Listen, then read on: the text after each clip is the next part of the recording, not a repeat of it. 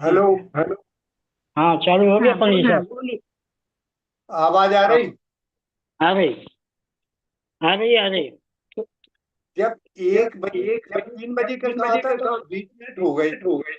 अरे वो कहीं गए हैं, पता नहीं, वो उठा नहीं रहे फोन। पन्ना जी ने फिर चालू किया है,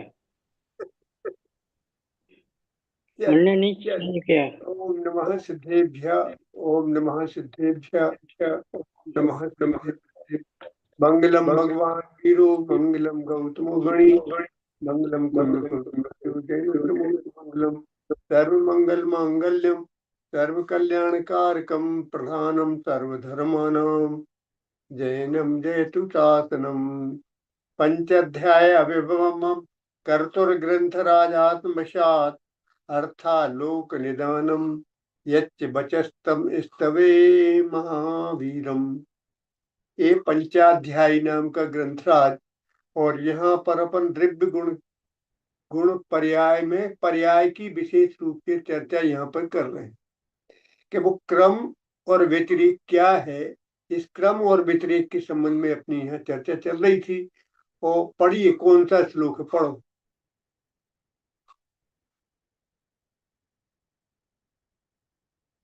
आवाज तो आई नहीं रही आपकी।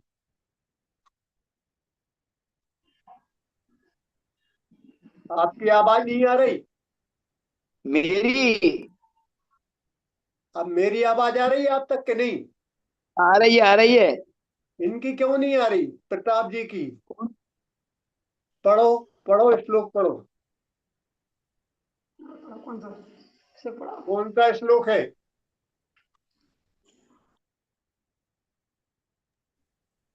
सवाल खोल रहा हूँ, बोल रहा हूँ। पढ़ो। 177 इंग्लिश का मतलब है 176।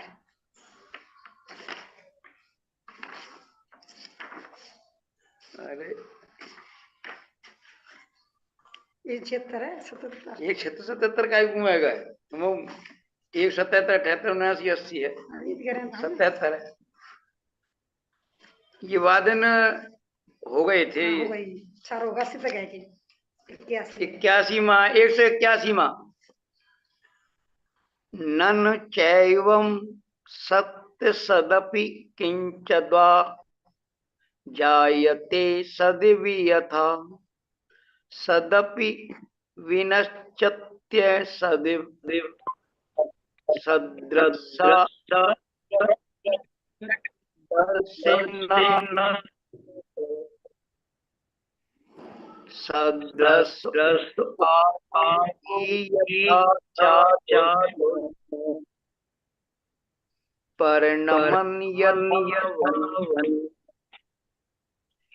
कौन सा श्लोक पढ़ रहे हैं? स्याद् कौन सा? 181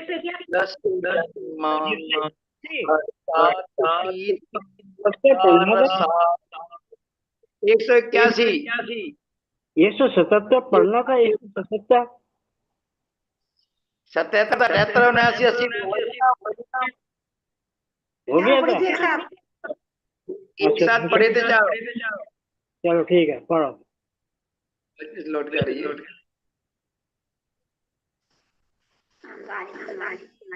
पढ़ो उसकी हिंदी तो पढ़ो।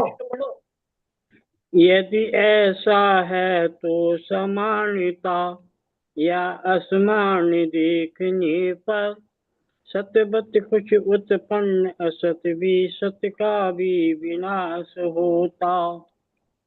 यथा अग्नि का उष्ण मन है, उसका समान उत्पाद आम हरे से पीला होता। क्या यह है असमान उत्पाद? देखो इन दो श्लोकों में शंका है। शंकाकार की शंका है। क्या क्या शंका है? शंका है? इस प्रकार की प्रकार भिन्नता भिन्नता स्वीकार करने से मालूम मालूम होता है। होता है। क्यों क्यों एक आवाज क्यों आवाज गूंज क्यों गूंज रही है? क्यों रही है? आवाज आवाज गड़बड़ हो गई। ऐसे ही आवाज आ रही है, मेरी भी आ रही है लौट के।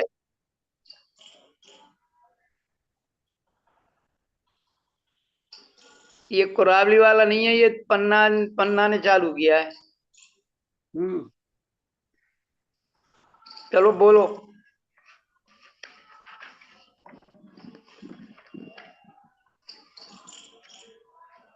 आवाज सही क्यों नहीं आ रही? आ रही आ रही अब तो आ रही है सही। आ रही है, आवाज आ रही है।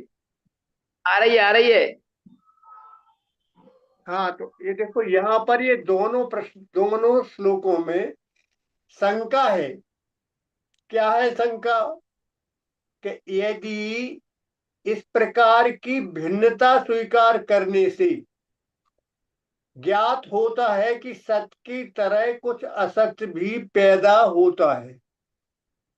ये कह रहे, ननु चैव सत्य सदपि किंचित वा जायते असदेव यथा। सत्य की समान असत्य भी कथनचित उत्पन्न होता है, ऐसा शंकाकार का प्रश्न है। और सदपि विनश्यति असदपि सदृश असदृश दर्शनादिति चेत। और असत्य की तरह कुछ सत पदार्थ भी विनष्ट होता है, और समानता और असमानता के देखने से प्रतीत भी ऐसे ही होता है। सारा है समझ में नहीं? आ हाँ रहा है। आ रहा है। क्या बात कह रहे? कि जैसा आपने कहा, इस प्रकार की भिन्नता स्वीकार करने से, ऊपर जो समाधान किया था, अगर उस प्रकार की भिन्नता स्वीकार की जाती है तो क्या होता है कि सत्य और असत्य का एक दूसरे का विनाश होता देखा जाता है। और क्या होता है कि किसी किसी का समान उत्पाद होता है और किसी किसी का असमान उत्पाद होता है। देखो क्या लिखा, सदृशोत उत्पादो ही यथा स्याद दूषण परिणमन यथा स्तंभन ही। तो क्या कह रहे कि जिस प्रकार से अग्नि में जो उष्णता रूप परिणमन होता है वह उसका समान उत्पाद है। अग्नि में जो उष्णता उत्पन्न हुई, माने अग्नि को जलाने के साथ जो गर्मी आई, वो तो उसका समान उत्पाद है। लेकिन आम में कच्चे से पीलापन हुआ वह असमान, माने विजातीय उत्पाद है। इस प्रकार कुछ असत का उत्पाद होता है, कुछ सत का नाश होता है, ऐसा है प्रश्नकार का प्रश्न है। कौन सी गाथा है? वो उदाहरण यहाँ पर दी। 181 182। एक उदाहरण में तो ये कह रहे हैं कि जैसे आम हरे से पीला हुआ, और दूसरे उदाहरण में ये कह रहे हैं कि अग्नि के जलाते साथ अग्नि उष्ण है। ये हाँ, एक में विचित्र समानता है उदाहरण और दे एक रहे हैं। में, देखो, एक में समानता है और एक में असमानता है। कृष्ण है। हाँ, क्या कि वस्तु के प्रति समय होने वाले परिणमन को देखकर वस्तु को ही उत्पन्न और विनष्ट समझने वालों की यह शंका है। माने क्या, शंकाकार की शंका कैसी है? तो भावार्थ में क्या कह रहे कि वस्तु के उत्पन्न और नाश को देखकर ही वो ये समझ लेते हैं कि वस्तु का उत्पाद और व्यय हो रहा है। वस्तु के प्रति समय होने वाले परिणमन को, परिवर्तन को देखकर ही वस्तु में उत्पन्न और विनष्ट समझने वालों की यह समस्या है। तो अब देखो समाधान में क्या कह रहे हैं कि नैवम, पढ़ो। नैवं यथा स्वभावादस्तो जन्म न सतो विनाशो वा उत्पादन्त्यमपि भवति चा भावे निभावतया। यह जो है नहीं होता है जन्म असत्य का, और न सत्य का कभी भी नाश। भंगोत्पाद द्रव्य वस्तु के एक ही भाव से भावांतर। देखो क्या कह रहे हैं कि नैवम, जैसी शंका तुमने की है वैसा नहीं है। ठीक नहीं है ऐसा संकेत। क्या कह रहे कि नैवम, जो आप कह रहे हो वो ठीक नहीं है। क्यों नहीं है ठीक? क्योंकि ये एक स्वाभाविक बात है। क्या? कि स्वभाव गदस्तु जन्म न सतो विनाशोबा। यह एक स्वाभाविक बात क्या है कि ना तो असत का उत्पाद होता और न सत का विनाश होता। ये क्या है? ये जैन दर्शन का ध्रुव सिद्धांत क्या है कि न नहीं असतो विदते भावा। असत पदार्थ का उत्पाद नहीं होता और न सतो अभावा, न सत का विनाश होता। तो फिर क्या होता है? तो तो क्या कह रहे हैं कि उत्पाद व्यय और ध्रुव होते हैं। देखो, उत्पाद आदि त्रयम अपि भवति। उत्पाद आदि माने उत्पाद व्यय और ध्रुव, ये तीनों होते हैं। माने वस्तु का नाश नहीं होता, वस्तु अपनी जगह है, जिसे सत कह रहे हैं। द्रव्य का लक्षण सत है ना, तो उसमें क्या है कि उत्पाद व्यय और ध्रुव है। आप उत्पाद व्यय को देखकर ये कह रहे हो कि सत का नाश और असत का उत्पाद हो रहा है, या असत का उत्पाद और सत का विनाश हो रहा है। ऐसी शंका व्यर्थ है, क्योंकि जो उत्पाद विनाश हो रहा है वो क्या है कि वो तो क्या है? अवस्था। उत्पाद व्यय और ध्रुव तृतीय तीनों हैं। जो उत्पाद व्यय ध्रुव होते हैं वे क्या है? वे भी वस्तु के एक भाव है, भावांतर रूप है। अब ये देखो, भावांतर क्या होता है? यानी कि ये शब्द आया ना, अन्य वस्तु रूप नहीं, भावांतर रूप है। भावांतर माने अन्य भाव रूप नहीं, अन्य भाव रूप नहीं। हमारा स्वभाव कैसा है? ज्ञान दर्शन चेतना है। और भावांतर स्वभाव कैसा है? क्या? ज्ञान दर्शन आदि। तो उसी प्रकार से ये भावांतर रूप है, परिवर्तन रूप है, वैसा नहीं है जैसा तुम कह रहे हो। तो क्या कि जो पदार्थ है ही नहीं वह तो कहीं से आ ही नहीं सकता। नए पदार्थ की उत्पत्ति नहीं होती। ये जो जगत के जीव मानते हैं, जगत के दार्शनिक जो मानते हैं कि नए पदार्थ की उत्पत्ति होती है, तो यह कह रहे कि नए पदार्थ की किसी भी प्रकार से कोई उत्पत्ति नहीं होती। तो क्या होता है? और जो पदार्थ है ही नहीं वह कहां से आ जाएगा? और जो उपस्थिति है वह कहीं जा नहीं सकती। और जो पदार्थ है वह कहीं घूम नहीं सकता, जा नहीं सकता। इसलिए ना तो नवीन पदार्थ की उत्पत्ति होती है और न सत पदार्थ का विनाश होता है। तो क्या होता है कि हर एक वस्तु में प्रति समय भाव से भावांतर होता रहता है। अब भाव से भावांतर माने, भाव माने द्रव्य और भावांतर माने पर्याय। तो प्रति समय पदार्थ में क्या होती रहती है कि पर्याय होती रहती है। बदलती हैं। वही बात स्पष्ट नहीं?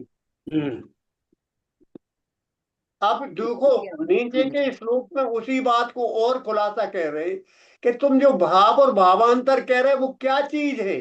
तो उसी को कहने के लिए अगला सूत्र पढ़ो। अयमर्थः पूर्वयो भाव सोऽप्यतरन्न भावश्च भूत्या भवनं भावो नष्टोत्पन्नो न भाव इह कच्चित।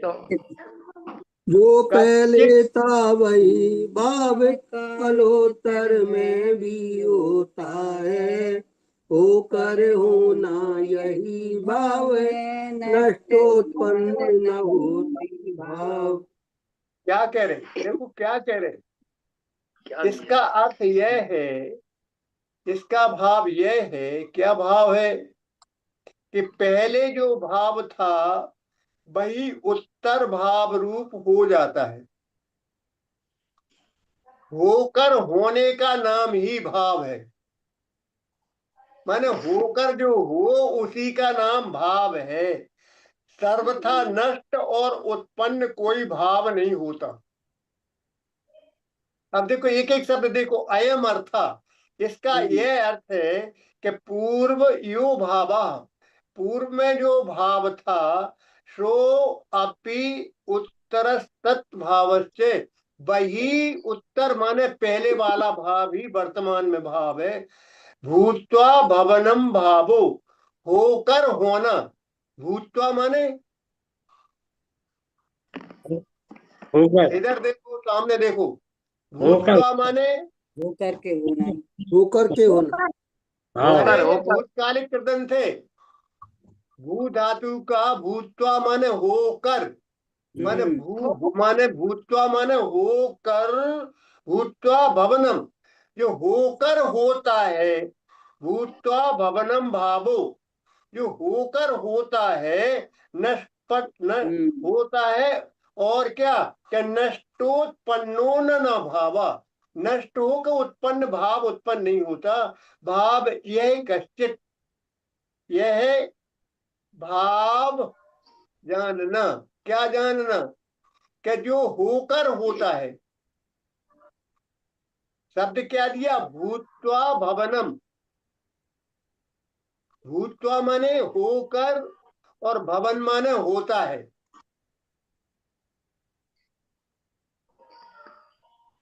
देखो एक यहाँ पर मेरे को एक बात आपको कहना विशेष रूप से, यहाँ पर ये सारे कारक आ रहे हैं बीच बीच में, कारक आ रहे हैं प्रताप जी, यहाँ पर बीच बीच में जो कारक आ रहे हैं, हाँ और जी, हाँ उन जिन कारकों की चर्चा मैं समझता हूँ आपने सांगानेर में अच्छे से समझी होगी। यद्यपि विषय मेरा था, पर दुर्भाग्य से कहो या किसी भी कारण से समूह में नहीं पहुंच पाया, ये और बात तो सही आपने कारक की व्यवस्था समझी भी होगी। तो हम्म, मैं आपको ये पूछता हूँ कि कारक किसे कहते हैं? हम्म, परिभाषा जानी कारक की? याद कर्ता नहीं ने कर्म को करने। कारक है सब। ना ना ना, किसे ये तो कहते आप चिन्ह बता रहे, पहचान बता रहे, ये नहीं। कारक की परिभाषा क्या है, किसे कहते हैं कारक? जब के हाँ, परमन बताओ बताओ। कहते हैं, जब के परमन क्रिया को कारक कहते हैं। मैं बोल रहा हूँ, बता रहा हूँ। बताओ। देखो दो चीजें होती हैं, एक संज्ञा और एक सर्वनाम। होते हैं।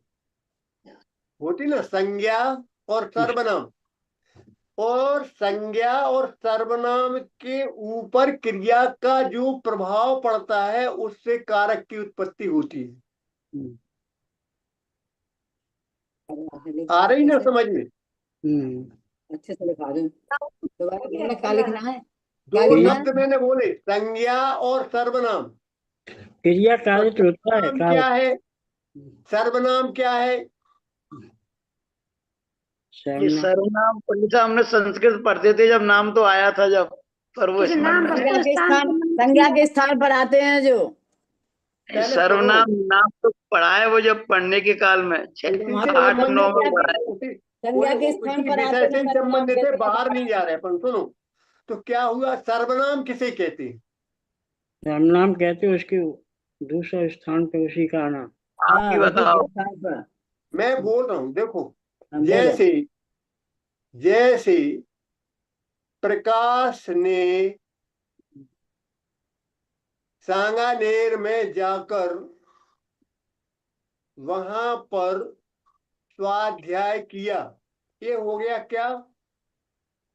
क्रिया। संज्ञा की अपेक्षा प्रकाश दिया ना अपने नाम, उनने या उसने वहां जिस पर नाम है। ए ग्रंथों का स्वाध्याय किया। तो उसने जो शब्द बोला ना, अब ये उसने क्या है? ये है सर्वनाम। संज्ञा के स्थान पर आए हैं जो। हाँ, संज्ञा के स्थान स्थान पर जिस पर शब्द का प्रयोग करते हैं कहा से सर्वनाम उसको कहते हैं। सर्वनाम कहते हैं। तो हमने एक बार पवन जी कहा और दूसरी जगह उनने कहा, उनने कहा तो तो उनने पवन जी सर्वनाम ये हुआ संज्ञा, और उनने हुआ ये क्या हुआ? सर्वनाम। प्रणाम। ये सर्वनाम हुआ बराबर। पंडित क्या कहा, संज्ञा के स्थान पर डायरेक्ट असर, सीधा प्रभाव काय का, क्रिया का। हम्म जैसे जैसे पवन जी ने, सुनना पूरा बोल रहा हूं, पवन जी ने स्वरूप रानी जी को रानी कहाँ से आएगी? ग्रंथराज पंचाध्याय से हम्म कितने कारक हो गए? हंसो नहीं, कारक समझो।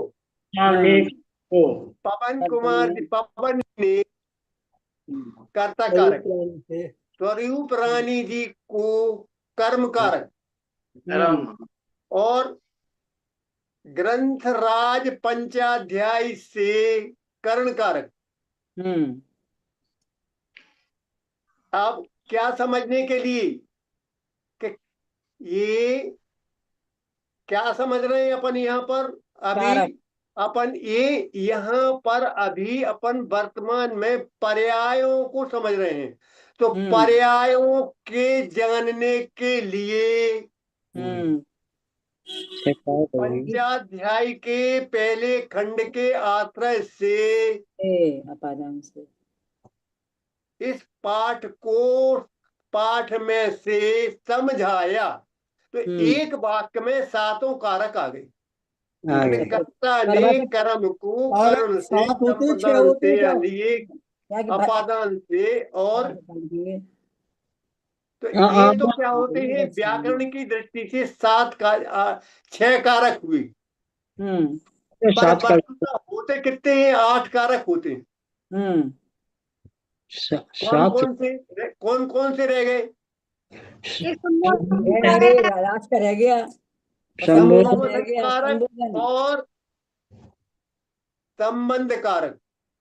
अब अगर ईमानदारी से पूछा जाए तो ये 2 कारकों से ही सारी दुनिया चल रही है। हम्म किसी को बुलाना है तो आप कहोगे हे स्वरूप रानी जी इधर आओ, तो हम्म संबोधन कारक हो गया। हम्म और पूछे कि ये स्वरूप रानी जी कौन है तो कहोगे आप मेरी धर्म पत्नी है, तो ये संबंध कारक हो गए। तो हम्म संबंध कारक और संबोधन कारक लोक व्यवहार में संसार की व्यवस्था के लिए दोनों अत्यंत आवश्यक है, इनके बिना काम नहीं चलता।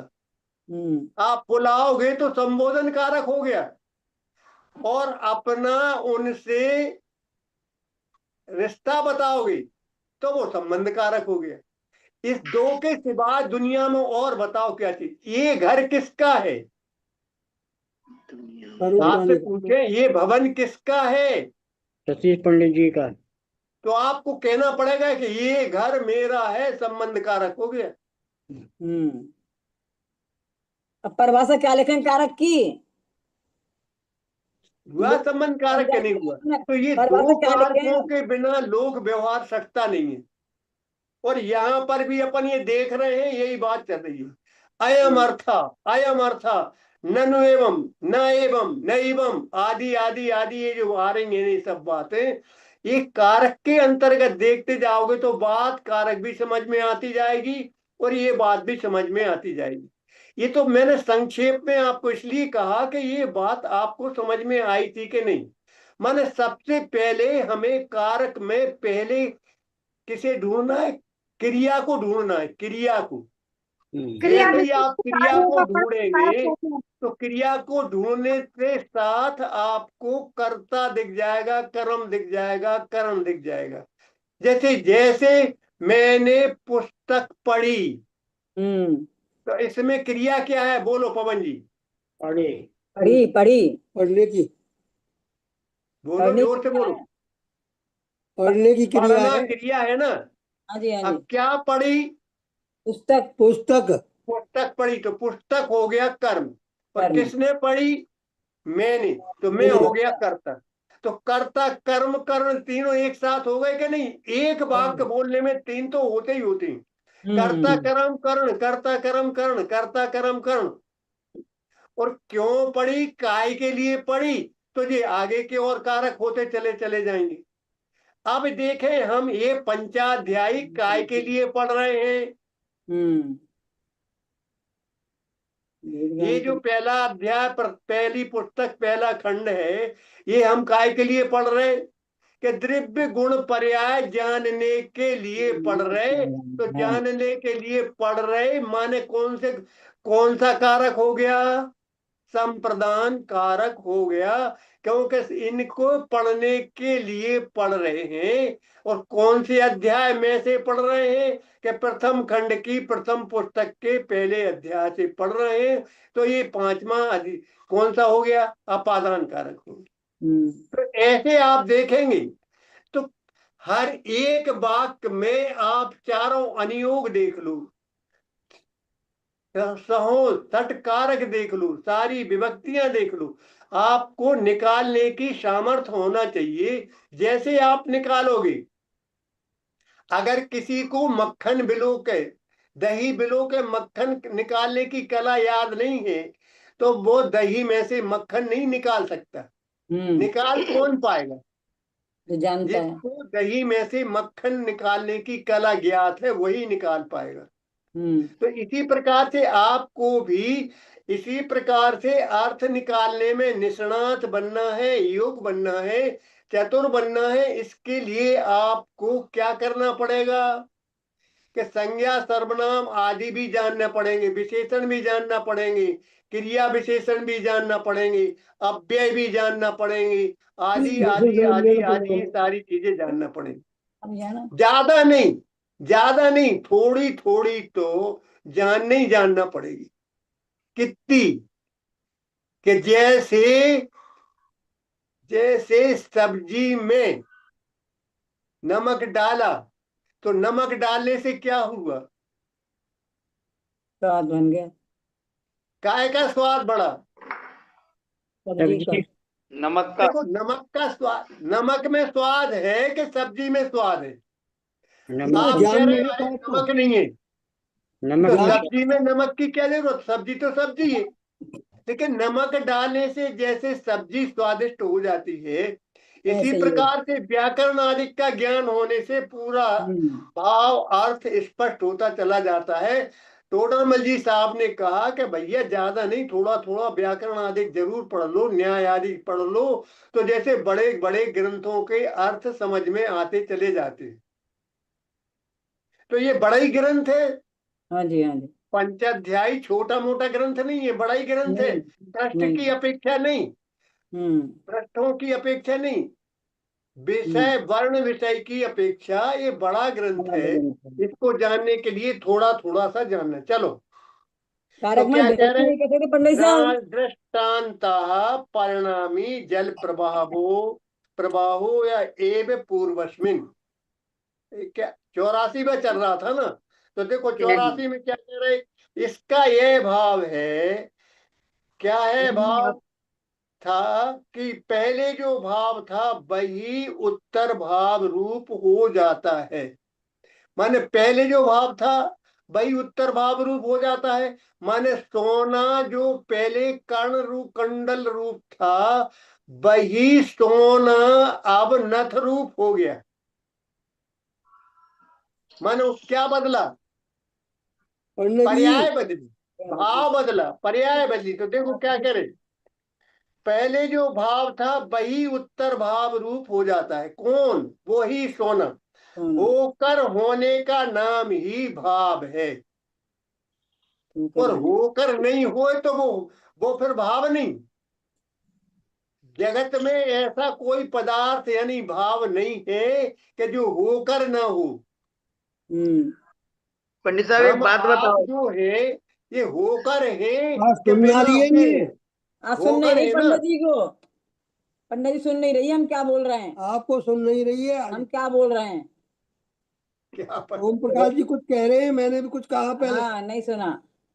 हाँ, आपकी हम सुन रहे हैं, हमारी आप नहीं सुन पा रहे। मैं वो कह रहा था कि प्रत्येक वस्तु में कारक और क्या होता है? एक शब्द और जोड़ा था आपने। है कारक एक होकर तो होने कारक का होता है नाम भाव वस्तु। है सर्वनाम। भाई। संज्ञा अगर सर्वनाम होता है, होकर नहीं हुए तो वो भाव नहीं। होकर हम नहीं हो। होकर हैं कि बिना होकर हैं? हम माने जीवित ये नहीं, नहीं मनुष्य पर्याय में, ये मनुष्य पर्याय किसकी है? असमान जाति जो मनुष्य पर्याय है, ये दो द्रव्यों की पर्याय है। ये होकर है कि बिना हुई है? होकर है। होकर है। होकर है। होकर है ना, बस। तो होकर होने की यहाँ बात कह रहे। अब उसका मैं ये नहीं कह उदाहरण रहा देने के लिए अगला सूत्र पढ़ो। वो सुनेंगे ही ना वो। मेरा तो एक दूसरा वो था, मेरा एक दूसरा पूछना था कि हाँ। एक वस्तु में एक तो कारक होता है, एक दूसरा, और क्या क्या बताया आपने? कारण। कारक कारण की एक तो परिभाषा क्या? कारक बताया हाँ और एक दूसरा क्या बताया? हाँ हाँ। क्या बताया? कारण कारक बताया, कारण कारक। नहीं नहीं नहीं, कारक तो हो गए वो 6 कारक, उसमें क्या है? नहीं, कारण। कारण नहीं अगला बताया, कोई पढ़ो, और अगला चीज। पढ़ो। कारक की परिभाषा क्या क्या चलो लिखे हैं भाई साहब? है? कारक की परिभाषा क्या लिखे हैं? दृष्टान्तः परिणामी जल कारक प्रवायो पूर्व ले आइए। दुश्मन बस ठीक उत्तर है, काल पढ़ यथा समझ में आ जल गया। प्रवाह स एव परिणामी। परिणामी जल का प्रवाह जो पहले था वही पश्चात होता है। जल का प्रवाह ये उक्त विषय का है दृष्टांत। देखो क्या कह रहे हैं, 185वीं गाथा में कह रहे हैं कि आकार का नाम ही भाव है। अब आकार माने क्या होता है? प्रदेश, प्रदेश जो उसका प्रदेश आकार है। होता है। जो उसका आकार है। आकार माने होती पर्याय, बढ़िया। जो प्राप्त, जो पर्याय की दिखाई दे। हाँ हाँ। तो अब इसमें कह रहे हैं 85वीं में कि दृष्टांत के लिए जल का प्रवाह है। दृष्टांता परिणामी जल प्रवाहो, दृष्टांत के लिए जल प्रवाह का उदाहरण है। या एव पूर्वस्मन, जो प्रवाह पहले था, या एव जो पहले था, और उत्तर काले भी तथा जल प्रवाह, वही जल प्रवाह उत्तर काल माने बाद के समय में भी है। सा एव परिणामी, वही परिणमन करता है। परिणामी माने परिणमन करता है। कौन कौन करता है जल। परिणमन? जल जल जल करता है। जल में जो प्रवाह है, जल जो बह रहा है, तो बहता हुआ जो जल पहले था वही बाद में। ऐसा तो नहीं है कि पहले दूसरा जल बह रहा था बाद में दूसरा जल बह रहा हो। धारा प्रवाह है, जल जो बह रहा है, वो धारा प्रवाह जो जल बहता हुआ जल है, वो जल बहता हुआ कैसा है? जल परिणामी है, माने परिणमनशील है। दूसरे शब्दों में जल को हटा दो थोड़ी देर के लिए, आप जल बिजली के प्रवाह को, करंट को देख लीजिए।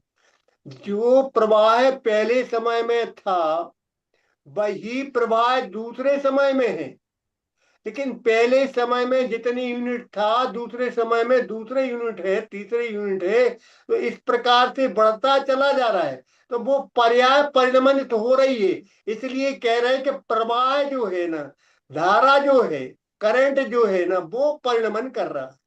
क्यों सब पर्याय कहाँ से परिणमन हो जाएगी? पर्याय परिणमन नहीं हो रही। जो प्रवाह, जो करंट आ रहा है, वो परिणमित हो। करंट जो आ द्रव्य रहा है, का परिणमन हो रहा है, करंट द्रव्य जो का। आ रहा है, द्रव। करंट जो आ रहा है ना, करंट आता हुआ, मान लीजिए इस समय आपका 0.5 था रीडिंग, अब वो 0.5 की जगह 1 हो गई। तो द्रव्य जैसे करंट में ना। बदला क्या? हम्म करंट बदला के पर्याय बदली? करंट बदला कि उसके अंदर जो डिजिट आ रही थी, संख्या आ रही थी, वो बदली। वो ही बदली है। हाँ, तो जो डिजिट आ रहा है, जो संख्या आ रही है ना, उस संख्या को आप पर्याय स्थानीय मानो। नहीं तो आपको क्या लगेगा कि क्या वो जल, वो पर्याय में परिणमन हो रहा है क्या? पर्याय में परिणमन नहीं हो रहा, परिणमन तो द्रव्य में हो रहा है, वही पर वो जयपुर में हुआ। द्रव्य में होते हुए प्रतीत होता है कि पर्याय में हो रहा है। जयपुर में भी यही कह रहे थे, पर्याय परिणमती है। वो मान ही नहीं रहे द्रव को, द्रव परिणमन अरे होता है। अब उन्हें देखो, किसको जो नहीं मानना नहीं माने, अपन तो यहाँ पर जो कह रहे हैं, आप ये बताओ कि आप बाल्यावस्था से लेके इतने वर्ष तक की उम्र के हुए तो द्रव्य में परिणमन हुआ कि पर्याय में परिणमन हुआ? द्रव्य में हुआ है। काय में हुआ परिणमन? द्रव्य में परिणमन को पर्याय कहते हैं। की तरफ से भिन्न पर्याय नहीं है। तुम्हारी आवाज ना आ रही है। कट पर्याय के में आ ही रही है होते दिखाई आवाज, कट रही है आवाज। एक आवाज कट एक रही है। दिन बोलो और अच्छे से बोलो जरा। आवाज कट रही है इनकी। चलो द्रव्य के परिणमन को भाई पर्याय देखो कहते देखो, हैं। बात समझो प्रताप जी, बात समझो। परिणमन तो द्रव्य में होता है, पर द्रव्य में होते हुए दिखाई पर्याय में देता है, इसलिए पर्याय में हाँ कह देते हैं। हाँ, दिखाई पर्याय पर्याय में होता है। देता है। वो कह रहा है और है ये बात पर्याय में परिणमन हो रहा है। किसका जयपुर में कहो? भी यही बात थी। हाँ हाँ, या भाई, जो परंतु क्योंकि द्रव्य के बिना तो पर्याय रह ही नहीं सकती। नहीं रह सकती, वो कौन मना कर रहा हाँ। उसको, ये नहीं कह रहे, लेकिन पर वो परिणमन जो दिखाई देगा, वो वो पर्याय में दिखाई दिखाई काय दे। में देगा? पर्याय में देगा। बस दिखाई दे रहा उस अपेक्षा से। अपेक्षा लोगे तो सारी बात समझ में आएगी, अपेक्षा हाल नहीं है, लोगे तो बिल्कुल बात समझ में नहीं आएगी। सही बात है। और नहीं तो अभी पकड़ के रह जाओ कि नहीं साहब वो होता ही नहीं द्रव्य में, पर्याय में परिणमन। अरे कौन कह रहा है कि पर्याय में, पर दृष्टिगोचर काय में हो रहा है? पर्याय में। पर्यायी दृष्टिगोचर होती है। हमें इतने ज्ञान ही नहीं है साहब। कैसे नहीं बता रही है।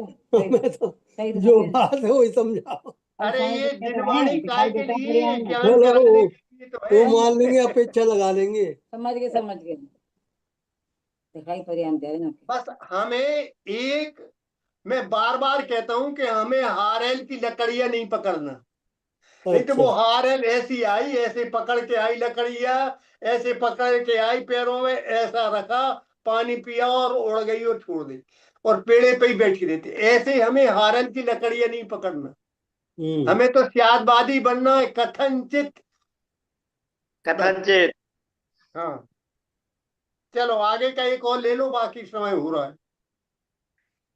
समय यद बहुत ज्यादा तुम्हारा। विस्तृतम जात जात रत्नति क्रमात क्रमादेव अवगाहन गुण योगा देशाम सानाम सतामेव। वे सदृशपन जो दिखते वे सतरूप द्रव्य के अंश, अवगाहन गुण से जाति में लेकर ही क्रम से होते। अब देखो उसी बात को यहाँ बिल्कुल स्पष्ट कर दिया, बिल्कुल स्पष्ट कर दिया। क्या कह रहे हैं कि यहाँ पर जो यत यत तत्र विसदृश्य सत्वम, यहाँ पर जो विसदृश्यता दिखाई देती है, माने भिन्नता दिखाई देती है, जो भिन्नता दिखाई देती है, अथवा ये द्रव्य की जो, ये जो द्रव्य की एक अवस्था से दूसरी अवस्था में भिन्नता यानी असमानता दिखाई देती है,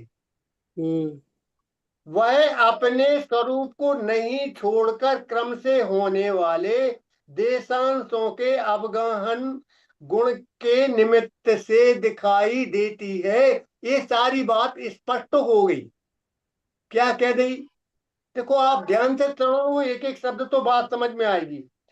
यह तत्र, यह तत्र, यहाँ पर जो विसदृशत्वम, यो विसदृशता दिखाई देती है, जातेर अनतिक्रमात क्रमादेव, वह दूसरी अवस्था काय के कारण से है? जातेर माने होने से। कैसी है कि भिन्न जो वह अपने स्वरूप को न छोड़कर, हम जाति का त्याग उत्तर नहीं करते। काले भी तथा जल, तो कैसे कि अपने अवगाहन गुण योगात, अपने अवगाहन गुण को देशांसा नाम सता में, अपने स्वरूप को नहीं छोड़कर क्रम से होने वाले देशांशों के अवगाहन गुण के निमित्त से दिखाई देती है। माने परिणमन काय में हुआ, पर्याय में। पर्याय किसे कहते हैं? गुणों के परिणाम को।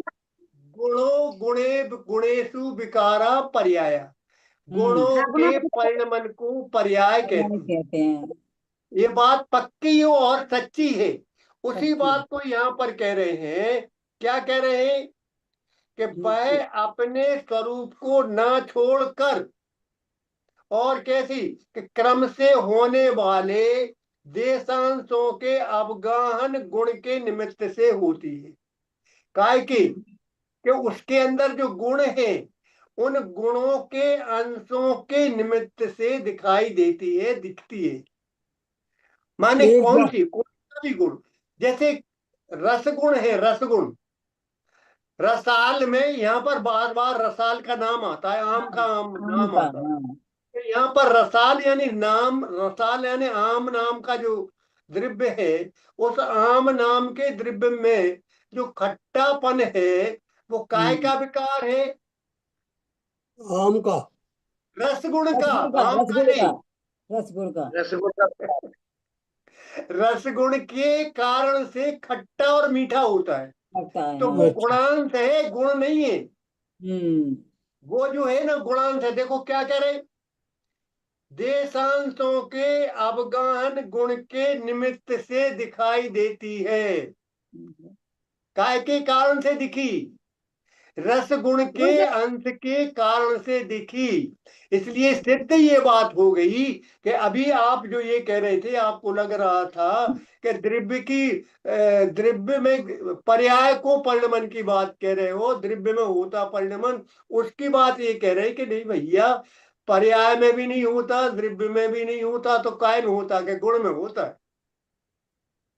गुणों के गुणों के विकार को परिणाम। पर्याय गुणों में कहते हैं। इतनी बात ध्यान में रखो। इसी बात के साथ यहीं पर बात अपनी आज विराम कर। कि पंडित साहब जो गुणांश, गुणांश में परिणमन होगा। गुणों का अंश, एक गुणांश। भाई गुण कितने हैं? अनंत। गुणांश है इसमें ना। लिखा सजात्मक खट्टा देश के। मीठा, ये पढ़ ली नहीं। खट्टा मीठा हाँ, क्या है? ये भावार्थ खट्टा पढ़ मीठा लो पूरा। खट्टा मीठा गुणांश ही है ना। हाँ, खट्टा रसगुण का। भी हाँ, अंश है और मीठा भी अंश है। तो किसका अंश उसमें है? हुआ। कि रस गुण का अंश है। हाँ, तो रस गुण के अंश के कारण से दिखाई देती है। कौन सी? हाँ, खटास पर्याय और मिठास और मीठा पर्याय।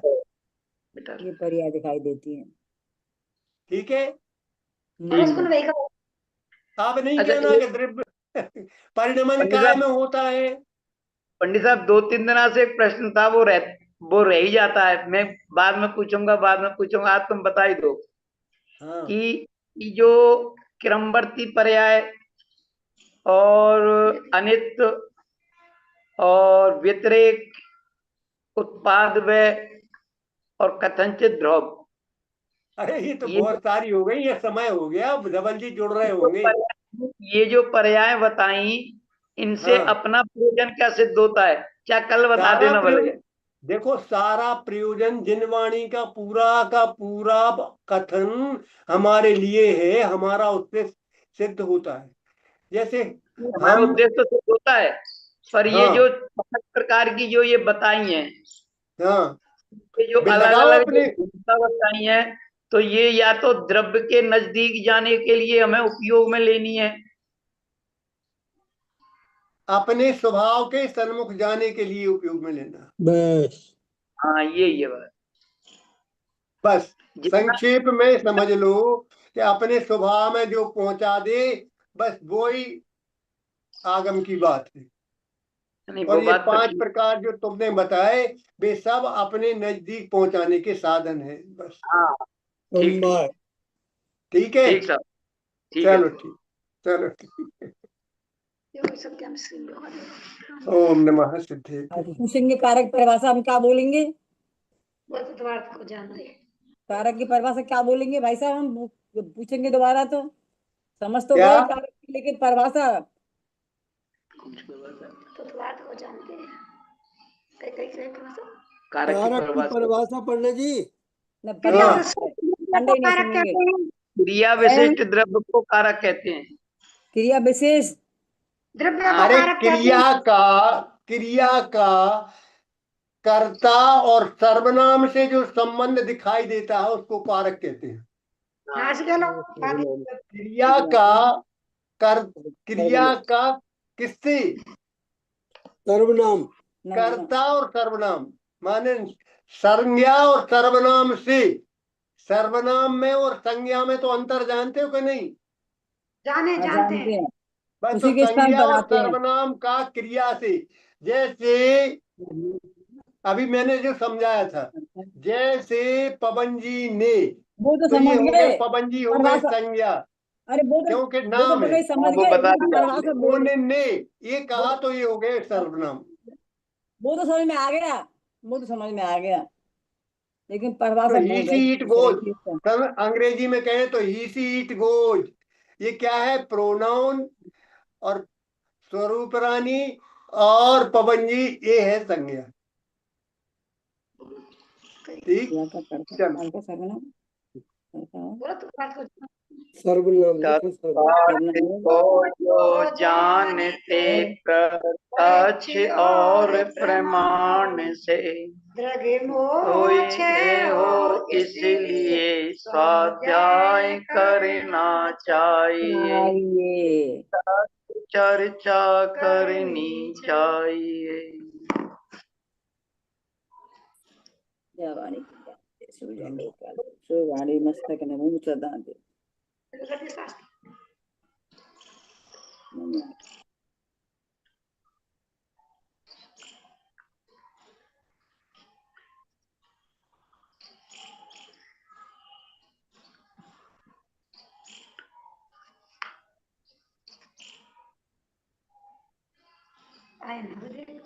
जय जिनेन्द्र, जय वाणी जिनेन्द्र, माता जय की। जिनेन्द्र। वाणी सभी को माता सादर पंडित जय साहब को जिनेन्द्र, जय पंडित जी को। जय जय। 3 बजे आ जाएगा पंडित जी का।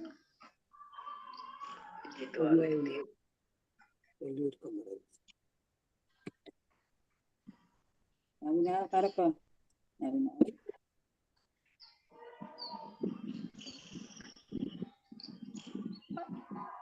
आज पंडित जी 3 बजे आ गए और 15 मिनट तक है काम इतने घूमते रहे आज।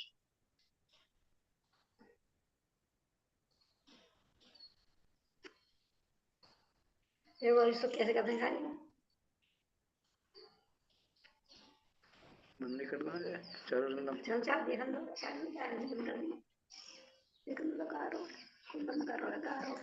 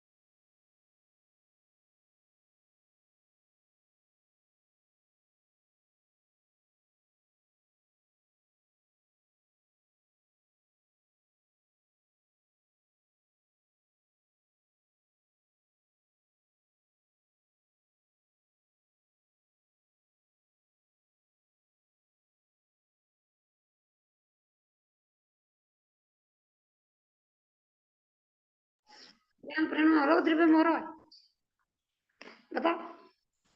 अरे गए का पवन भाई साहब, पवन भाई साहब गए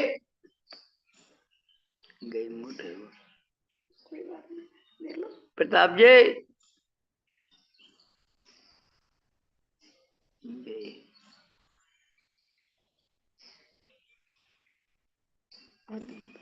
द्रव्य दृष्टि को ध्यान में दे दी। गए दिन सब कोई ना है। पंडित जी आ गए। सबसे पहले पंडित जी आ गए। ध्यान दो, वो परख सुझाओ। और कोई ना आया। राजेश जी,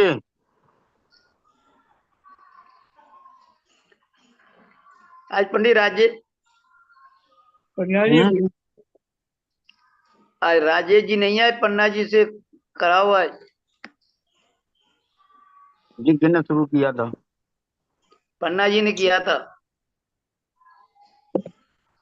चालू तो हो गया लाइव। हाँ लाइव तो चालू है। हाँ तो क्या करना है? मंगलम भगवान वीरो, मंगलम गौतमो गणे, मंगलम कुंद कुंदायो, धर्मोस्तु मंगलम। सर्वमंगल मांगल्यम सर्व कल्याणकारकम, प्रधानम सर्वधर्माणां जयनं जयतु शासनम। मंगलमय मंगलकरण वितराग विज्ञान, नमोता ही जाते हैं भये अरिहंताभिमान। कर मंगल करियो महाग्रंथ पठन के पास, जाते हैं मिले समाज सब पावे निज पद राज। आचार्य कल्प पंडित प्रवर श्री तोडरमल जी द्वारा रचित मोक्ष मार्ग प्रकाशक के जय सम्यक निश्चयाभास का निरूपण चल रहा है।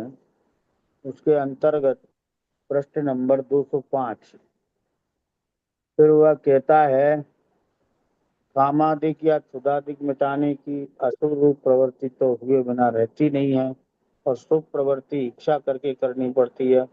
ज्ञानी को इच्छा चाहिए नहीं, इसलिए शुभ का उद्यम नहीं करना। उसका कहना है शुभ प्रवृत्ति तो सहज होती है अपने आप, और शुभ प्रवृत्ति में इच्छा हो तब होती है, इसलिए ज्ञानी को इच्छा नहीं चाहिए, इसलिए शुभ का उद्यम नहीं करना। तो इसका उत्तर सुनो, देखो क्या लिखा है। शुभ प्रवृत्ति में उपयोग लगने से तथा उसके निमित्त से विरागता बढ़ने से कामादिक हीन होते हैं, और क्षुधादिक में संक्लेश थोड़ा होता है, इसलिए शुभ उपयोग का अभ्यास करना। उद्यम करने पर भी यदि कामादिक व क्षुधादिक पीड़ित करते हैं तो उनके अर्थ जैसे थोड़ा पाप लगे हुए करना, परंतु शुभोपयोग को छोड़कर निशंक पाप रूप प्रवर्तन करना योग्य नहीं है। क्या कहा? तो प्रवृत्ति में उपयोग लगाने से तथा उसके निमित्त से विरागता बढ़ने से कामादिक हीन होते। समझ में आना?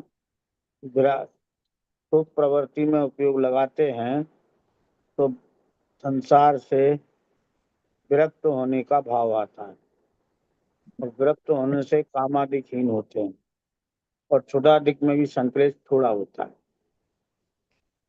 क्योंकि विरक्ता होगी तो कामादिक काम क्रोध मान माया लोभ ये जो है हीन होते हैं, और क्षुधादिक में भी संक्लेश थोड़ा होता है, इसलिए शुभोपयोग का अभ्यास करना। उद्यम करने पर भी यदि कामादिक व क्षुधादिक पीड़ित करते हैं तो उनके अर्थ जिससे थोड़ा पाप लगे हुआ करना। तो उद्यम करने, किसका उद्यम करने पर? शुभ का उद्यम करने पर भी यदि कामादिक व क्षुधादिक पीड़ित करते हैं तो उनके अर्थ जिससे थोड़ा पाप लगे हुए करना। समझ में आया?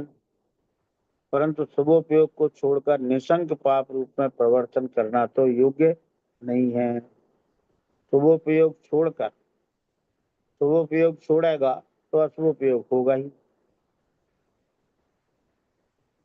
तो शुभोपयोग छोड़कर निशंक पाप रूप, पाप में निशंक नहीं होना चाहिए। पाप में भय रहता है तो पाप भी हल्का बनता है, और निशंक होकर पाप करता है तो फिर पाप का बंध भी ज्यादा पड़ता है। तो थोड़ा पाप लगे हुआ करना, परंतु शुभोपयोग को छोड़कर निशंक पाप रूप प्रवर्तन करना योग्य नहीं है। देखो कितनी अच्छी तरह से टोडरमल जी ने स्पष्ट किया है, कहीं स्वच्छंदता ना आ जाए। शुभाशुभ दोनों ही संसार के कारण है, फिर भी दोनों में कुछ अंतर तो है ही। संसार बंधन की अपेक्षा समानता है, लेकिन शुभोपयोग होने से रसायक मंद होती है, और मंद होने से मंद बंद होता है, और तीव्र होने से तीव्र बंद होता है। तो इसलिए मंद मध्यम जब बंद ही होना है तो मंद जो बंद होता है वो करना योग्य है। और शुभोपयोग होने से आगे भी धर्म के निमित्त मिलते रहेंगे। जो शुभोपयोग नहीं हुआ तो आगे भी धर्म के निमित्त नहीं मिलेंगे, क्योंकि वो अशुभोपयोग से नरक त्रियंच गति में जा सकता है और वहाँ धर्म के निमित्त नहीं बनेंगे। इसलिए अशुभोपयोग को बुद्धिपूर्वक छोड़ना और शुभोपयोग को बुद्धिपूर्वक करना, और अशुभोपयोग में निशंक नहीं रहना, शंका रहना कैसी, ये तो पाप भाव है, अत्यंत बुरा है। तो ऐसे पाप से भयभीत होने से पाप हल्का हो जाता है। और तू कहता है ज्ञानी की इच्छा नहीं है, शुभोपयोग इच्छा करने से होता है। तो जिस प्रकार कोई पुरुष किंचित मात्र भी अपना धन देना नहीं चाहता, परंतु जहाँ बहुत धन जाना जाने वहां अपनी इच्छा से थोड़ा धन देने का उपाय करता है। समझ में आया ना? शुभोपयोग में इच्छा करनी पड़ती है, ऐसा तू मानता है। तो किंचित मात्र भी, जैसे कोई अपना धन नहीं देना चाहता है, पर ये देखता है कि अगर नहीं दिया अभी तो बहुत देना पड़ेगा। जहाँ बहुत धन जाने वहाँ इतना अच्छा थोड़ा धन देने का उपाय करता है। माने लोग जो है रिश्वत देने लगते हैं। क्यों? बिना रिश्वत के ज्यादा दंड देना पड़ेगा और रिश्वत से कम में काम हो जाएगा। लोक व्यवहार से वो गलत है, लेकिन उसकी ये होशियारी है कि वो कम धन देने वाला काम करता है अधिक धन से बचने के लिए। बिना तो कुछ भी नहीं चाहता, लेकिन बिना दिए काम चलेगा नहीं, तो बहुत धन जाए उसे बचाने के लिए थोड़ा धन देने का उपाय करता है। उसी प्रकार ज्ञानी किंचित मात्र भी कसाय रूप का नहीं करना चाहता। किंचित मात्र भी कसाय रूप कार्य ज्ञानी नहीं करना चाहता, परंतु जहाँ बहुत कसाय रूप अशुभ कार्य होता जाने वहां इच्छा करके अल्प कसाय रूप शुभ कार्य करने का उद्यम करता है। बहुत कसाय से बचने के लिए इच्छा करके भी अल्प कसाय रूप शुभ कार्य करने का उद्यम करता है। उपादेय नहीं मानता, लेकिन उससे बचने के लिए, अशुभोपयोग से बचने के लिए शुभोपयोग में उद्यम करता है। इस प्रकार ये बात सिद्ध हुई कि जहाँ शुद्धोपयोग होता जाने वहां तो शुभ कार्य का निषेध ही है, और जहाँ अशुभोपयोग होता जाने वहां शुभ का उपाय करके अंगीकार करना योग्य है। तो वो उपयोग दोनों उपयोगों के मध्य में होता है। अशुभोपयोग, शुभोपयोग और शुद्धोपयोग दोनों के मध्य में होता है, तो वहां अशुभोपयोग छोड़कर शुभोपयोग में प्रवर्तन करना। कब? जब शुद्धोपयोग होता न जाने तब। शुद्धोपयोग होता जाने तो शुद्धोपयोग में रहना, और शुद्धोपयोग होता न जाने तो अशुभोपयोग से बचकर शुभोपयोग में प्रवर्तन करना ही योग्य है, विवेकपूर्ण है। इस प्रकार ये बात सिद्ध हुई कि शुद्धोपयोग होता जाने तब वहां तो शुभ कार्य का निषेध है ही, और जहाँ शुभोपयोग होता जाने वह शुभ का उपाय करके अंगीकार करना योग्य है। इसीलिए तो व्यवहार जो है वो समस्या का समाधान है। व्यवहार जो कहता है वैसा नहीं है, वास्तव में नहीं। लेकिन वो समस्या होती है तो समस्या का समाधान व्यवहार से ही होता है। समस्या ये है कि शुद्ध उपयोग नहीं हो रहा, तो वे क्या करें? शुभोपयोग से बंद होता है और शुद्ध उपयोग हो नहीं रहा, तो कहते हैं शुभोपयोग रूप व्यवहार का आलम्बन लेना। क्या समझ? तो व्यवहार समस्या का समाधान करता है, वस्तु स्वरूप का प्रतिपादन नहीं करता।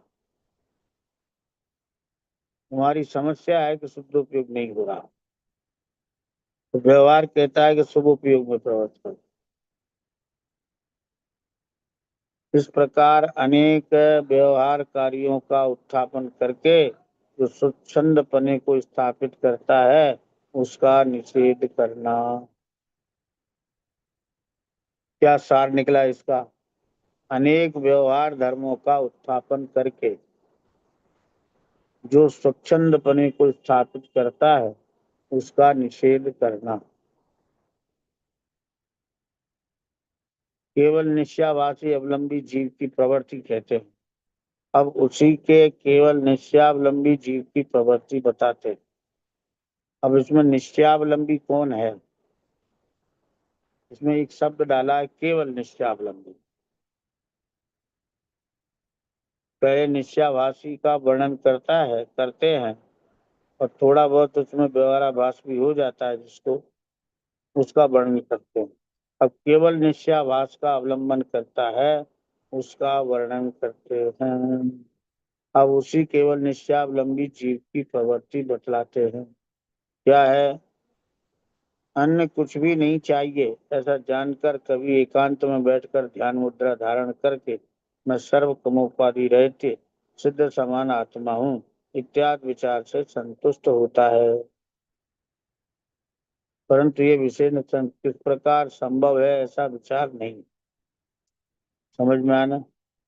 शुद्धात्मा को जानने से ज्ञानी हो जाते हैं ऐसी मान्यता होती है और शास्त्र में भी ऐसा कथन आता है। तो वो जैन मिथ्या दृष्टि है ना, तो शास्त्र की बात तो मानता है लेकिन उसमें अपना अभिप्राय खोटा होने से उसका सम्यक अर्थ समझ में नहीं आता। तो कहते हैं शुद्धात्मा को जानने से ज्ञानी हो जाते हैं, अन्य कुछ भी नहीं चाहिए ऐसा जानकर कभी एकांत में बैठकर ध्यान मुद्रा धारण करके मैं सर्व कर्मोपाधि रहित सिद्ध समान आत्मा हूँ ऐसा इत्यादि विचार से संतुष्ट होता है। इत्यादि विचार करता है कि मैं सिद्ध समान हूँ, मैं परमात्मा हूँ, मैं ज्ञानमयी आत्मा हूँ, मैं केवल ज्ञान आदि स्वभाव वाला हूँ, इस तरह शुद्ध हूँ, बुद्ध हूँ, ज्ञायक हूँ। इस प्रकार का विचार करने से समझता है कि हमने शुद्ध आत्मा का ध्यान किया और उससे संतुष्ट होता है। परंतु ये विशेषण किस प्रकार संभव है ऐसा विचार नहीं है। अथवा अचल अखंड अनुपवादी विशेषण द्वारा आत्मा को ध्याता है तो यह विशेषण अन्य द्रव्यों में भी संभवित है तथा ये विशेषण किस अपेक्षा से है तो विचार नहीं है। कदाचित सोते बैठते जिस अवस्था में ऐसा विचार रखकर अपने को ज्ञानी मानता है, देखो ज्ञानी मानने का उसे भ्रम है।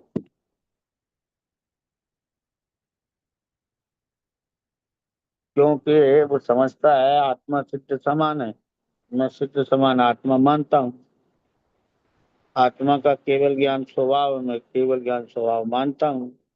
आत्मा को परमात्मा का है, भगवान आत्मा का है, मैं परमात्मा और भगवान आत्मा मानता हूँ। और इसको अचल कहा, अचल भी मानता हूँ, अखंड भी मानता हूँ। अनुपम आदि विशेषण द्वारा आत्मा को ध्याता है। मैं अचल हूँ, अखंड हूँ, ध्रुव हूँ, अनुपम आदि अनुपम हूँ, इसके समान कोई उपमा देने योग्य वस्तु नहीं है। ऐसे विशेषण द्वारा आत्मा को ध्याता है तो ये विशेषण अन्य द्रव्यों में भी संभवित हैं। क्या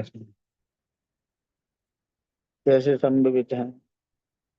देखो, धर्म धर्म आकाश का, ये तो अचल रहते ही है। पुद्गल द्रव्य भी अपने पुद्गल पने से अचल रहता है, जीव भी अचल रहता है, तो इसमें अति व्याप्ति दोष आता है।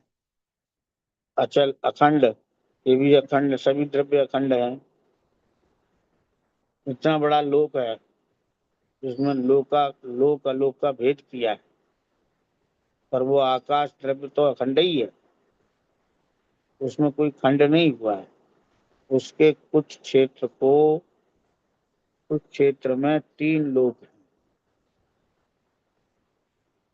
6 द्रव्यों का जहाँ वास है तो उसको लोकाकाश कहते हैं। लेकिन कोई लोकाकाश जो है और अलोकाकाश, ऐसा कोई खंड नहीं है, अखंड ही है। पर जितने भाग में 6 द्रव्य रहते हैं उतने भाग को लोकाकाश कहते हैं, और जहाँ मात्र आकाश है उसको अलोकाकाश कहते हैं। तो वो भी अखंड है और अनुपम है। एक धर्म द्रव्य जैसा दूसरा कोई द्रव्य नहीं है, अधर्म जैसा दूसरा कोई द्रव्य नहीं है। इसकी उपमा दी जाए तो ये भी अनुपम है। वहाँ को ध्याता तो ये विशेषण अन्य द्रव्यों में भी संभवित हैं, तो इसमें अति व्याप्ति दोष आता है तथा ये विशेषण किस अपेक्षा से है तो विचार नहीं करता।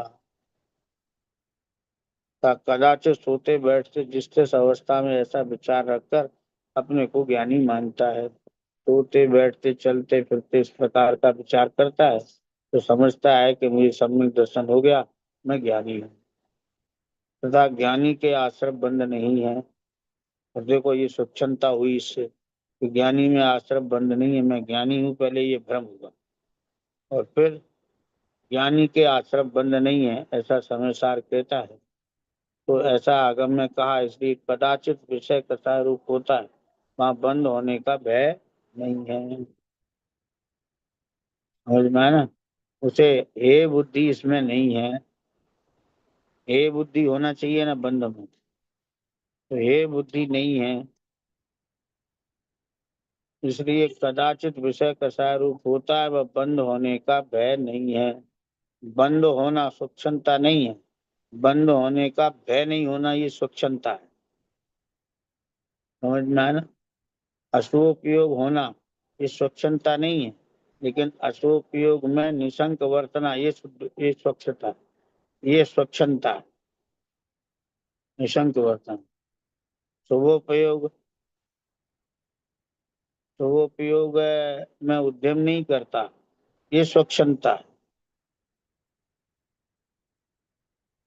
तो इस प्रकार ऐसा आगम में कहा है, ज्ञानी के आश्रम बंध नहीं है, तो इस कथन को लेकर वो स्वच्छंद हो जाता है। कदाचित विषय कसाय रूप होता है, वहां बंद होने का भय नहीं रहता, तो स्वच्छंद हुआ। बंद का भय नहीं होना इसका नाम स्वच्छंद, बंद होना इसका नाम स्वच्छंद नहीं है। बंद का भय नहीं होना उसका नाम स्वच्छंद हुआ। राग आदि रूप प्रवृत्ता है, और स्वच्छंद हुआ तो राग आदि रूप प्रवृत्ता है। तो स्व पर को जानने का तो चिन्ह वैराग्य भाव समयसार में कहा है।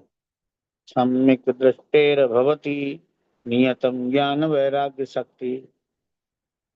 सम्यक दृष्टि के निश्चय से ज्ञान वैराग्य शक्ति होती है। कौन सी शक्ति होती है? ज्ञान वैराग्य शक्ति होती है। तो ज्ञान वैराग्य तुझे हुआ नहीं तो तेने अपने को सम्यक दृष्टि कैसे मान ली? तेरे विकल्प में ज्ञान मात्र हुआ, बस उसी से तेने अपने को सम्यक दृष्टि मान लिया। सम्यक दृष्टि के ज्ञान वैराग्य शक्ति ये उसका लक्षण है। निश्चित, नियतम, सम्यक दृष्टि भवती, सम्यक दृष्टि को होती है, क्या होती है? नियतम, निश्चित रूप से, ज्ञान वैराग्य शक्ति। इस समय सार कलश 136 है। सम्यक दृष्टि से निश्चय, सम्यक दृष्टि के निश्चय से ज्ञान वैराग्य शक्ति होती है, निश्चय से होती है। ऐसा नहीं किसी सम्यक दृष्टि को हो, किसी सम्यक दृष्टि को नहीं हो, तो अव्याप्ति दोष आएगा। सभी सम्यक दृष्टियों को ज्ञान वैराग्य शक्ति होती है। ज्ञान वैराग्य शक्ति के बिना वे एक समय नहीं रहते, एक क्षण भी नहीं रहते। क्या समझ? ज्ञान वैराग्य शक्ति होती है।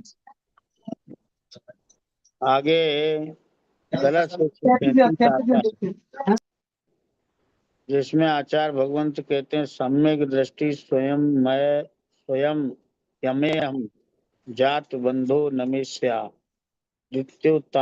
पुलक बदना रागणोप्याचरन्तु आलम्बताम समति परिताम ते यतोध्यापि पापा आत्मानात्मा व गम विरहात संति सम्यक्त शून्या। इसमें क्या कहते हैं आचार्य? स्वयमेव यह मैं सम्यक दृष्टि हूँ, मेरे कदाचित बंध नहीं है। इस प्रकार ऊंचा फुलाया है मुंह जिन्होंने, ऐसे रागी वैराग्य शक्ति सहित रहित आचरण करते हैं तो करो, और 5 संति की सावधानी का अवलंबन लेते हो तो लो, परंतु वे ज्ञान शक्ति बिना आज भी पापी ही हैं। यह दोनों आत्मा अनात्मा के ज्ञान रहित होने से सम्यक्त रहित ही है। क्या समझ? स्वयं मैं सम्यक दृष्टि हूँ, मेरे कदाचित बंध नहीं है, मेरे बंध नहीं होता। इस प्रकार ऊंचा फुलाया है मुंह जिन्होंने, इस प्रकार वे अपने आप को सम्यक दृष्टि मानते हैं, औरों को मिथ्या दृष्टि मानते हैं। इस प्रकार ऊंचा मुंह फैलाया है, माने प्रसन्न होकर ऐसा मानता है। जिन्होंने ऐसी रागी वैराग शक्ति रहित आचरण करते हैं तो करो, क्या वैराग शक्ति रहित आचरण करते हो तो करो, और 5 संति की सावधानी का अवलंबन लेते हो तो लो, परंतु वे ज्ञान शक्ति बिना आज भी पापी ही हैं। समझ में आया ना?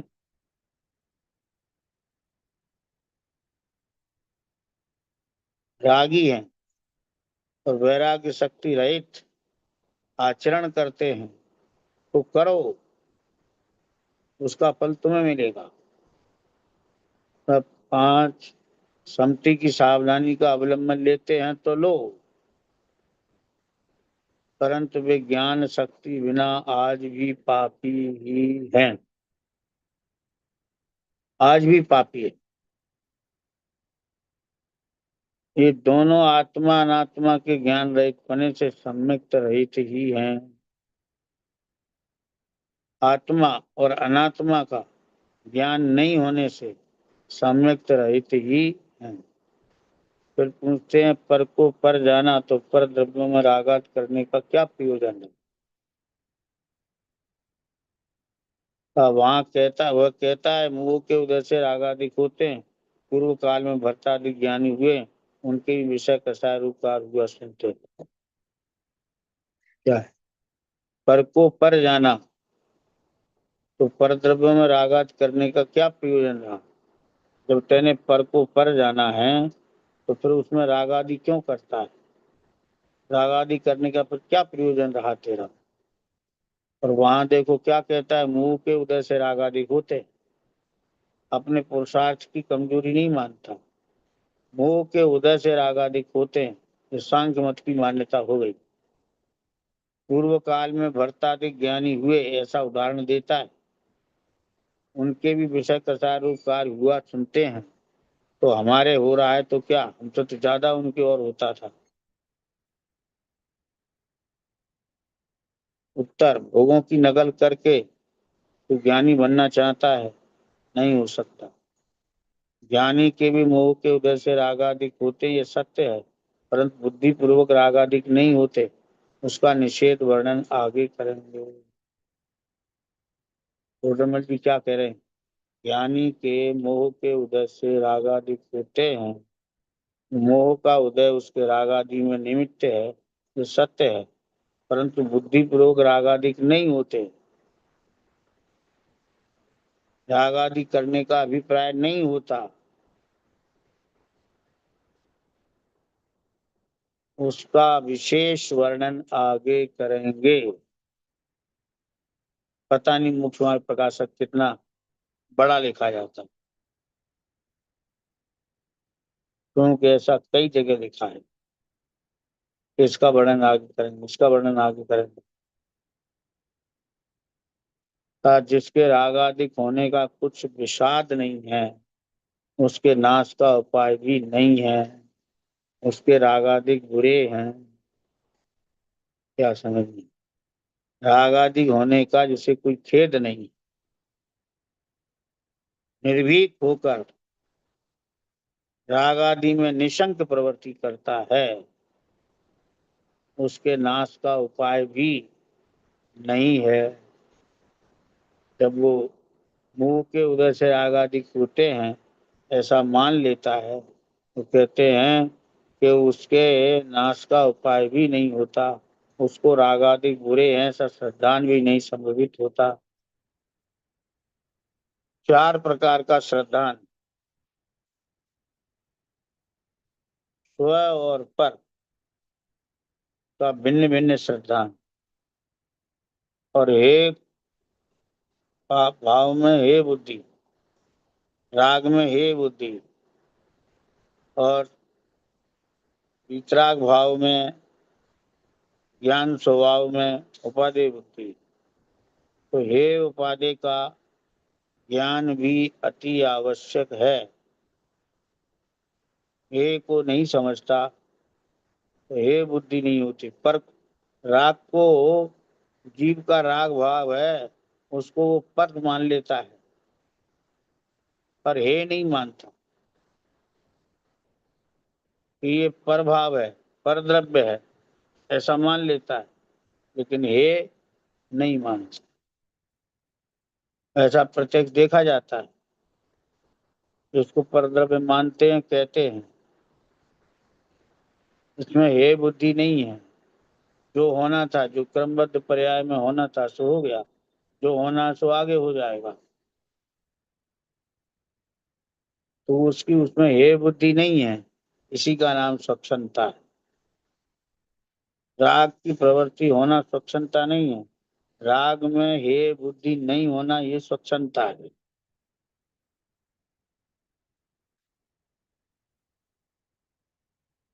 तो क्या है कि पर को जाना तो परद्रव्यों में रागात करने का तेरा क्या प्रयोजन रहा? वहां वह कहता है मोह के उदय से रागादिक होते हैं, और भरत का उदाहरण देता है, कहते ज्ञानी के भी मोह के उदय से रागादिक होते हैं, सत्य है, परंतु बुद्धि पूर्वक रागादि नहीं होते। उसका विशेष वर्णन आगे। जिसके रागादिक होने का कुछ विषाद नहीं, उसके नाश का उपाय भी नहीं है, उसको रागादिक बुरे हैं ऐसा श्रद्धान भी नहीं संभवित होता। क्यों? उसने तो पर मान लिए, पर मान लिए तो बुरे कहाँ माने?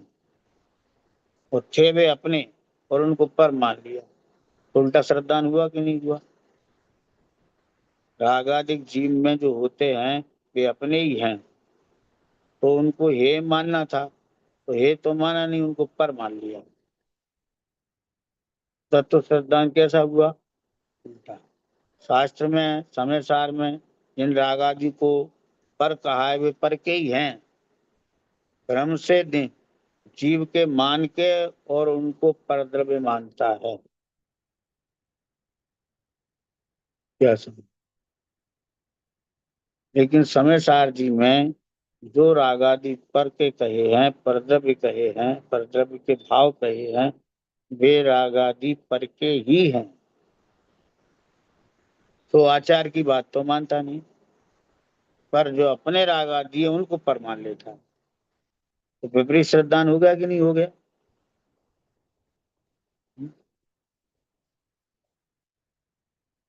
कहीं ऐसा लिखा है कि जीव में होने वाले राग अधिक पर द्रव्य हैं, ऐसा कहीं लिखा है?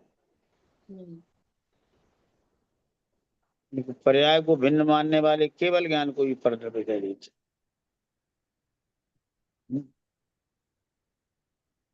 कहते उन्हें जरा भी संकोच नहीं होता।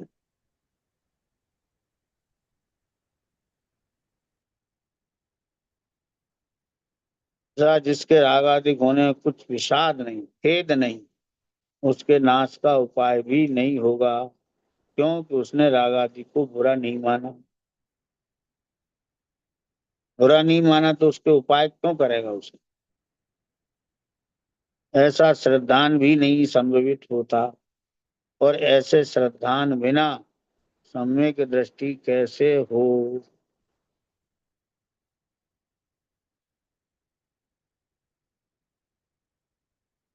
कैसे हो सकता है ऐसा श्रद्धान? क्यों? तत्व श्रद्धान विपरीत हो गया ना। आश्रव तत्व को हेर समझना, यही तो तत्व श्रद्धान था। तो वो उसका विपरीत हो गया। तो सम्यक दृष्टि कैसे हो सकता है?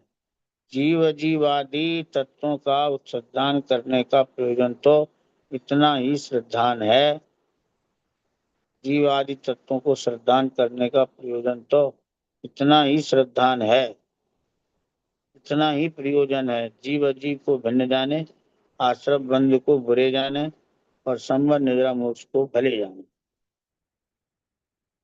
इतना प्रयोजन है। इतने प्रयोजन को बड़े बड़े 11 अंग 9 पूर्व वालों को नहीं होता।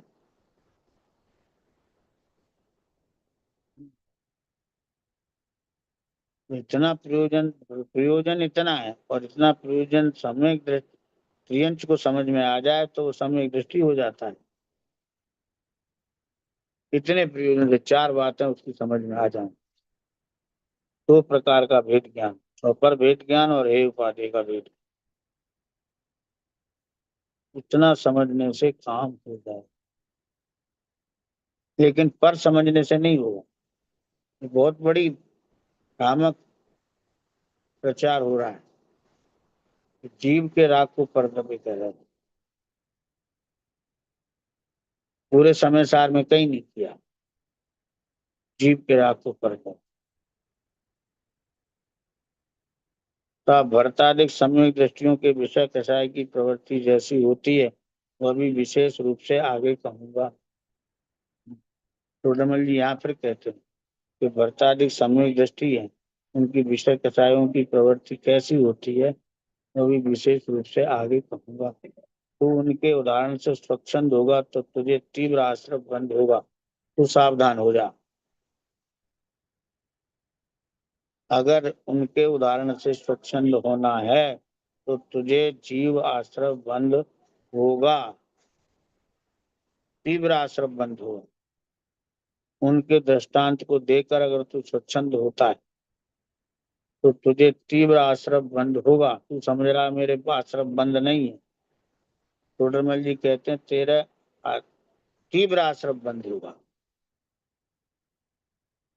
इस धोखे में मत रहना कि मैं सम्यक दृष्टि हूं और मेरे आश्रय बंद नहीं है। कहते हैं तेरे को तीव्र आश्रय बंद होगा, सावधान हो जा। वही कहा है मग्ना ज्ञान नई श्लोपी इदत स्वच्छंद मंदो दमा। ज्ञान का अवलंबन करने वाले भी स्वच्छंद मंद उद्यमी होते हैं, इस संसार में डूबते हैं। ये चर्चा अब आगे करेंगे। यहाँ इतना समझ लेना कि आश्रम बंद को हे समझना, इनमें पाप आश्रम में निशंक प्रवृत्ति नहीं करना, सावधान रहना। भय मुक्त निर्भय नहीं करना, बड़े से बड़ा पाप हो जाए तो कह देते हैं ये तो क्रमबद्ध पर्याय है, तो पर्याय निकल गई। अब क्या, मेरे सामने की बात, एक व्यक्ति जो है बहुत दुखी होकर उसने ये बात की कि मैंने बहुत बड़ा पाप किया है, गर्भ हत्या की है। तो उस व्यक्ति विद्वान ने क्या उत्तर दिया, उस पर्याय निकल गई, एक समय की पर्याय थी।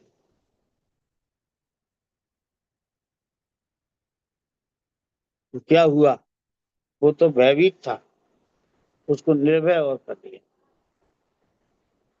निशंक कर दिया। रोडमल जी ने ऐसा जवाब नहीं दिया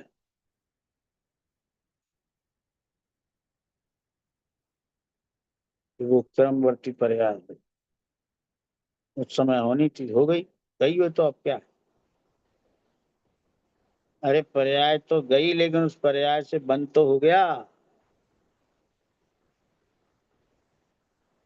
उसका उदय आएगा ही।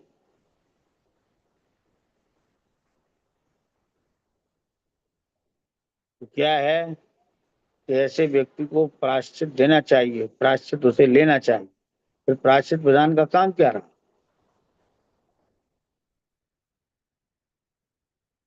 प्रायश्चित की जरूरत ही नहीं है। एक प्रतिक्रमण करना चाहिए, प्रायश्चित लेना चाहिए, प्रत्याख्यान करना चाहिए, आगे ऐसी गलती नहीं करूंगा, ये प्रत्याख्यान है। और पूर्व में की हुई गलती का स्वयं में एहसास हो, खेद हो, मैंने ऐसा पाप किया है। तो और फिर प्रायश्चित ले रहे, तब तो ठीक है कि जो पर्याय होनी थी वो हो गई, बात खत्म। उसकी चिंता करने से क्या होगा, और बंद होगा। तो उसकी चिंता करने से और बंद होगा। ऐसा कहा, ऐसा नहीं कहा कि प्रायश्चित लो, प्रतिक्रमण करो, अपनी की हुई दोष की निंदा करो और प्रायश्चित लो।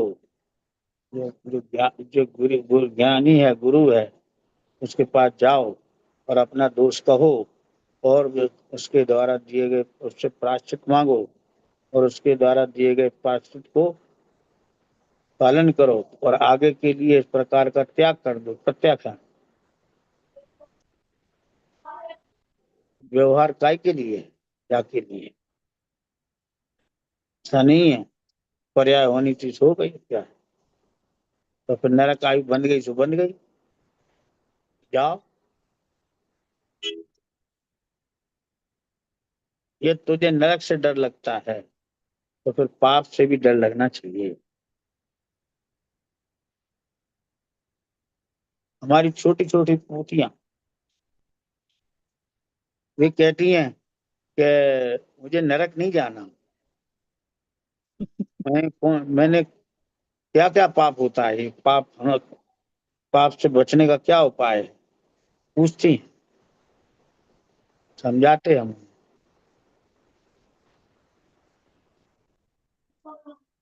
समझती हैं कि पाप करने से नरक जाते, तो हमें बताओ हम कौन से पाप नहीं करें।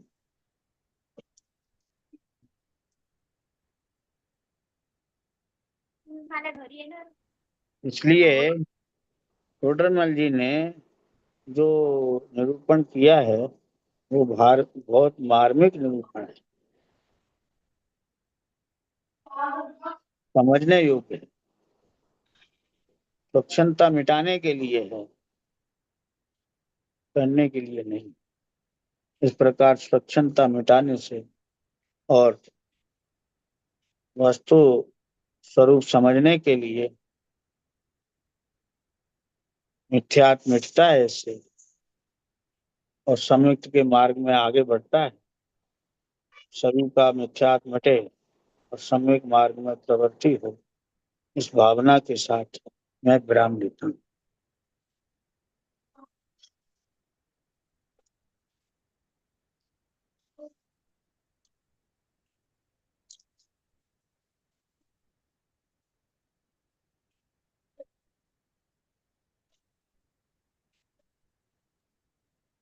कौन सा टाइम था गुरु जी? टाइम 4 बजे का हो गया है, बता दिया था इनने, ग्रुप पर नहीं डाला लिख के, मैंने आज डाला है।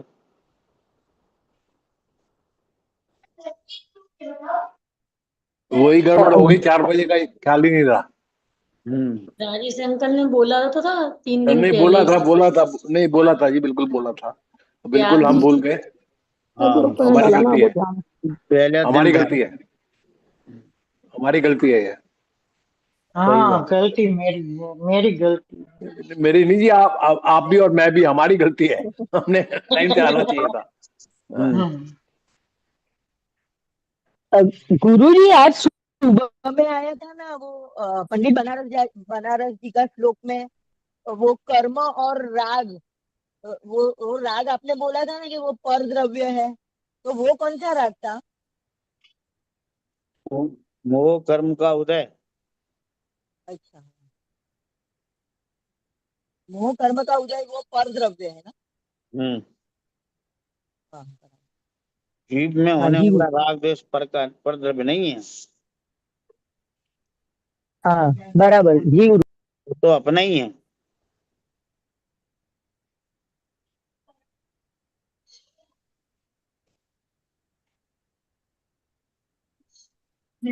हाँ जी गुरु। और कोई? चलो भानु बहन बोलो, जनवाणी हाँ, से। हाँ जी गुरु जी।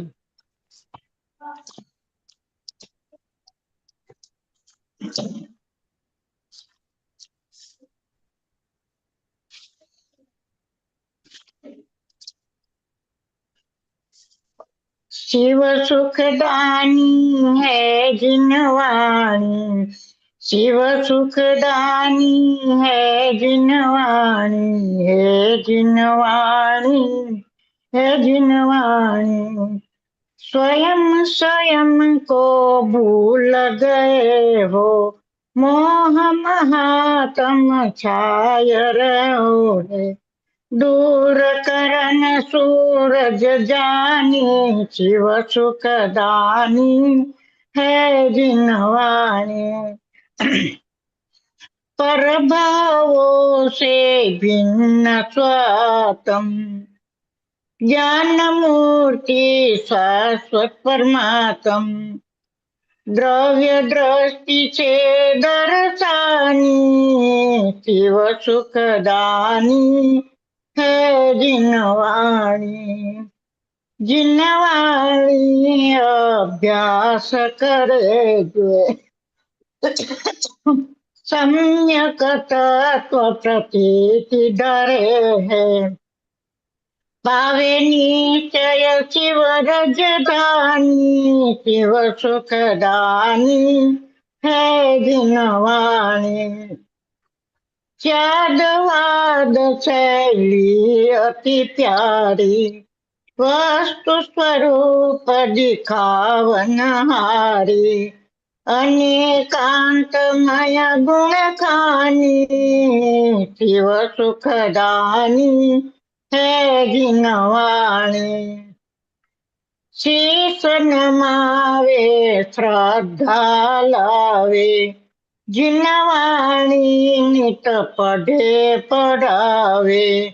सर्व दुखों की हो हानि, शिव सुखदानी है जिनवाणी, शिव सुखदानी है जिनवाणी। है जिनवाणी भारती तोय जपो दिन रे, जो तेरी शरणा गए सो पावे सुख चैन। काय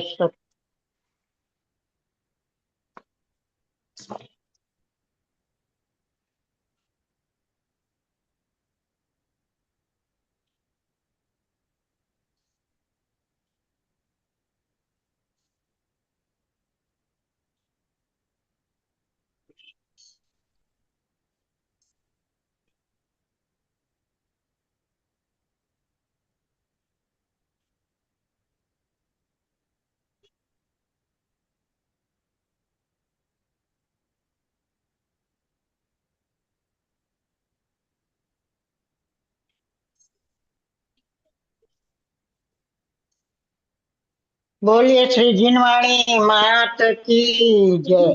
परम दिगंबर जैन धर्म की जय। कुंदाचार्य देव की जय। गुरु जी को सादर वंदन, सादर को जय। सादर वंदन, सभी सादर में को जय जिनेंद्र। गुरु जी को सादर वंदन करती हूँ गुरुजी, वंदन सभी को जय। वंदन करती हूँ गुरुजी, सभी को जय।